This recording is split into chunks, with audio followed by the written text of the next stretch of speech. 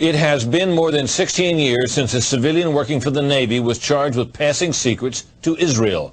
Jonathan Pollard pled guilty to conspiracy to commit espionage and is serving a life sentence.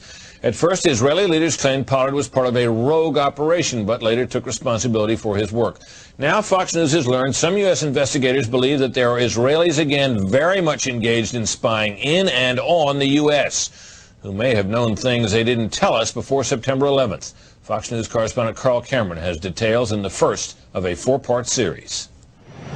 Since September 11th, more than 60 Israelis have been arrested or detained, either under the new Patriot anti-terrorism law or for immigration violations. A handful of active Israeli military were among those detained, according to investigators, who say some of the detainees also failed polygraph questions when asked about alleged surveillance activities against and in the United States. There is no indication that the Israelis were involved in the 9/11 attacks, but investigators suspect that the Israelis may have gathered intelligence about the attacks in advance and not shared it. A highly placed investigator said there are, quote, tie-ins, but when asked for details, he flatly refused to describe them, saying, quote, evidence linking these Israelis to 9/11 is classified. I cannot tell you about evidence that has been gathered. It's classified information. Fox News has learned that one group of Israelis, spotted in North Carolina recently, is suspected of keeping an apartment in California to spy on a group of Arabs who the United States is also investigating for links to terrorism. Numerous classified documents obtained by Fox News indicate that even prior to September 11th, as many as 140 other Israelis had been detained or arrested in a secretive and sprawling investigation into suspected espionage by Israelis in the United States. Investigators from numerous government agencies are part of a working group that's been compiling evidence since the mid-90s. These documents detail hundreds of incidents in cities and towns across the country that investigators say, quote, may well be an organized intelligence gathering activity. The first part of the investigation focuses on Israelis who say they are art students from the University of Jerusalem and Bezalel Academy. They repeatedly made contact with U.S. government personnel, the report says, by saying they wanted to sell cheap art or handiwork. Documents say they, quote, targeted and penetrated military bases, the DEA, FBI, and dozens of other government facilities, and even secret offices and unlisted private homes of law enforcement and intelligence personnel. The majority of those questioned, quote, stated they served in military intelligence, electronic surveillance intercept, and or explosive ordnance units. Another part of the investigation has resulted in the detention and arrests of dozens of Israelis at American mall kiosks, where they've been selling toys called Puzzle Car and Zoomcopter. Investigators suspect a front. Shortly after the New York Times and Washington Post reported the Israeli detentions last month, the carts began vanishing. Zoomcopter's webpage says, we are aware of the situation caused by thousands of mall carts being closed at the last minute. This in no way reflects the quality of the toy or its saleability. The problem lies in the operator's business policies. Why would Israelis spy in and on the U.S.? A General Accounting Office investigation referred to Israel as Country A and said, quote, according to a U.S. intelligence agency, the government of Country A conducts the most aggressive espionage operation against the U.S. of any U.S. ally. A defense intelligence report said Israel has a voracious appetite for information and, quote, the Israelis are motivated by strong survival instincts which dictate every facet of their political and economic policies. It aggressively collects military and industrial technology, and the U.S. is a high priority target. The document concludes, quote, Israel possesses the resources and technical capability to achieve its collection objectives. A spokesman for the the Israeli embassy here in Washington issued a categorical denial, saying any suggestion that Israelis are spying in or on the U.S. is, quote, simply not true. There are other things to consider, and in the days ahead, we will take a look at the U.S. phone system and law enforcement's methods for wiretaps, and an investigation into the possibility that both have been compromised by our friends and allies overseas. Brett? Carl, what about this question of advanced knowledge of what was going to happen on 9/11? How clear are investigators that some Israeli agents may have known something? Well, it's very explosive information, obviously, and there's a great deal of evidence that they say they have collected, none of it necessarily conclusive. It's more when they put it all together. A bigger question, they say, is how could they not have known? Almost a direct quote, Brett. This going to the fact that they were spying on some Arabs, right? Correct. All right, Carl, thanks very much. We reported on the approximately 60 Israelis who had been detained in connection with the September 11th terrorism investigation. Carl Cameron reported that U.S. investigators suspect that some of these Israelis were spying on Arabs in this country and may have turned up information on the planned terrorist attacks back in September that was not passed on. Tonight, in the second of 4 reports on spying by Israelis in the U.S., we learn about an Israeli-based private communications company for whom a half dozen of those 60 detained suspects worked. American investigators fear information generated by this firm may have fallen into the wrong hands and had the effect of impeding the September 11th terror inquiry. Here's Carl Cameron's second report. Fox News has learned that some American terrorism investigators fear certain suspects in the September 11th attacks may have managed to stay ahead of them by knowing who and when investigators are calling on the telephone. How? By obtaining and analyzing data that's generated every time someone in the U.S. makes a phone call. One sitting in state, please. Here's how the system works. Most directory assistance calls and virtually all call records and billing in the U.S. are done for the phone companies by Amdocs Limited, an Israeli-based private telecommunications company. Amdocs has contracts with the 25 biggest phone companies in America and more worldwide. Israeli-based company called Amdocs that generates the computerized records and billing data for nearly every phone call made in America. As Carl Cameron reported, U.S. investigators digging into the 9/11 terrorist attacks fear that suspects may have been tipped off to what they were doing by information leaking out of Amdocs. In tonight's report, we learned that the concern about phone security extends to another company founded in Israel that provides the technology that the U.S. government uses for electronic eavesdropping. Here is Carl Cameron's third report. The company is Comverse Infosys, a subsidiary of an Israeli-run private telecommunications firm with offices throughout the U.S. It provides wiretapping equipment for law enforcement. Here's how wiretapping works in the U.S. Every time you make a call, it passes through the nation's elaborate network of switchers and routers run by the phone companies. Custom computers and software made by companies like Comverse are tied into that network to intercept, record, and store the wiretapped calls, and at the same time transmit them to investigators. The manufacturers have continuing access to the computers so they can service them and keep them free of glitches.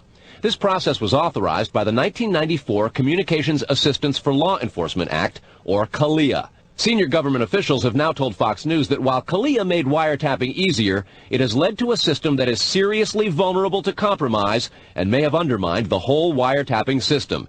Indeed, Fox News has learned that Attorney General John Ashcroft and FBI Director Robert Mueller were both warned October 18th in a hand-delivered letter from 15 local, state, and federal law enforcement officials who complained that, quote, law enforcement's current electronic surveillance capabilities are less effective today than they were at the time CALEA was enacted.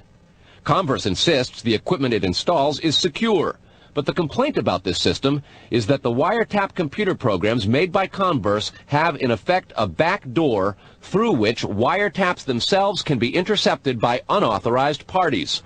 Adding to the suspicions is the fact that in Israel, Comverse works closely with the Israeli government and under special programs gets reimbursed for up to 50% of its research and development costs by the Israeli Ministry of Industry and Trade. But investigators within the DEA, INS, and FBI have all told Fox News that to pursue or even suggest Israeli spying through Comverse is considered career suicide. And sources say that while various FBI inquiries into Comverse have been conducted over the years, they've been halted before the actual equipment has ever been thoroughly tested for leaks. A 1999 FCC document indicates several government agencies expressed deep concerns that too many unauthorized, non-law enforcement personnel can access the wiretap system. And the FBI's own nondescript office in Chantilly, Virginia, that actually oversees the CALEA wiretapping program, is among the most agitated about the threat. But there is a bitter turf war internally at FBI. It is the FBI's office in Quantico, Virginia, that has jurisdiction over awarding contracts and buying intercept equipment. And for years, they've thrown much of the business to Comverse. A handful of former U.S. law enforcement officials involved in awarding Comverse government contracts over the years now work for the company. Numerous sources say some of those individuals were asked to leave government service under what knowledgeable sources call troublesome circumstances that remain under administrative review within the Justice Department. And what troubles investigators most, particularly in New York in the counterterrorism investigation of the World Trade Center attack, is that on a number of cases, suspects that they had sought to wiretap and surveil immediately changed their telecommunications processes. They started acting much differently as soon as those supposedly secret wiretaps went into place. Brett? Carl, is there any reason to suspect in this instance that the Israeli government is involved? No, there's not, but there are growing instincts and an awful lot of law enforcement officials in a variety of agencies who suspect that and have begun compiling evidence and a highly classified investigation into precisely that possibility. Brett? All right, Carl, thanks very much. On a long-standing government espionage investigation, federal officials this year have arrested or detained nearly 200 Israeli citizens suspected of belonging to a, quote, organized intelligence gathering operation. The Bush administration has deported most of those arrested after September 11th, although some are in custody under the new anti-terrorism law. Cameron also described an investigation into the possibility that an Israeli firm generated billing data that could be used for intelligence purposes, and described concerns that the federal government's own wiretapping system may be vulnerable. Tonight, in part 4 of the series, we'll learn about the improbable roots of the probe, a drug case that went bad 4 years ago in L.A. Los Angeles, 1997. A major local, state, and federal drug investigation sours. The suspects? Israeli organized crime, with operations in New York, Miami, Las Vegas, Canada, Israel, and Egypt. The allegations? Cocaine and ecstasy trafficking, and sophisticated white-collar credit card and computer fraud. The problem? According to classified law enforcement documents obtained by Fox News, the bad guys had the cops' beepers, cell phones, even home phones under surveillance. Some who did get caught admitted to having hundreds of numbers and using them to avoid arrest. Quote, this compromised law enforcement communications between LAPD detectives and other assigned law enforcement officers working various aspects of the case. The organization discovered communications between Organized Crime Intelligence Division detectives, the FBI, and the Secret Service. Shock spread from the DEA to the FBI in Washington and then the CIA. An investigation of the problem, according to law enforcement documents, concluded, quote, the organization has apparent extensive access to database systems to identify pertinent personal and biographical information. When investigators tried to find out where the information might have come from, they looked at Amdocs, a publicly traded firm based in Israel. Amdocs generates billing data for virtually every call in America, and they do credit checks. The company denies any leaks, but investigators still fear that the firm's data is getting into the wrong hands. When investigators checked their own wiretapping system for leaks, they grew concerned about potential vulnerabilities in the computers that intercept, record, and store the wiretapped calls. A main contractor is Comverse Infosys, which works closely with the Israeli government and under a special grant program is reimbursed for up to 50% of its research and development costs by Israel's Ministry of Industry and Trade.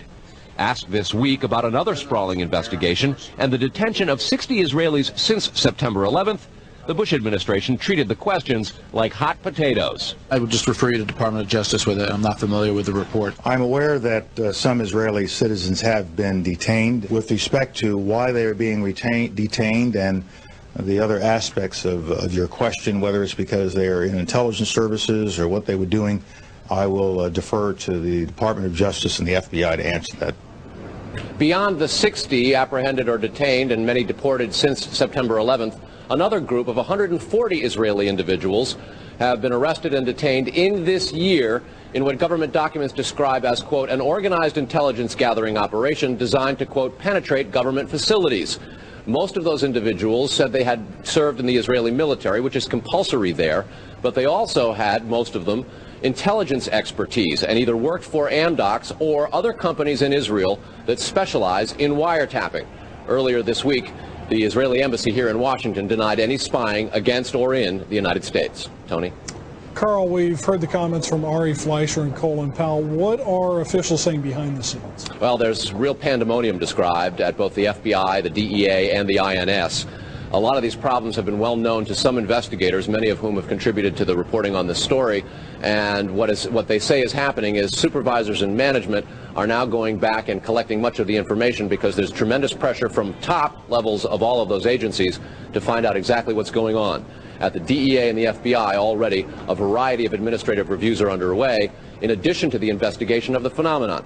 They want to find out how it is that all this has come out, as well as be very careful because of the explosive nature and very political ramifications of the story itself. Tony? All right, Carl.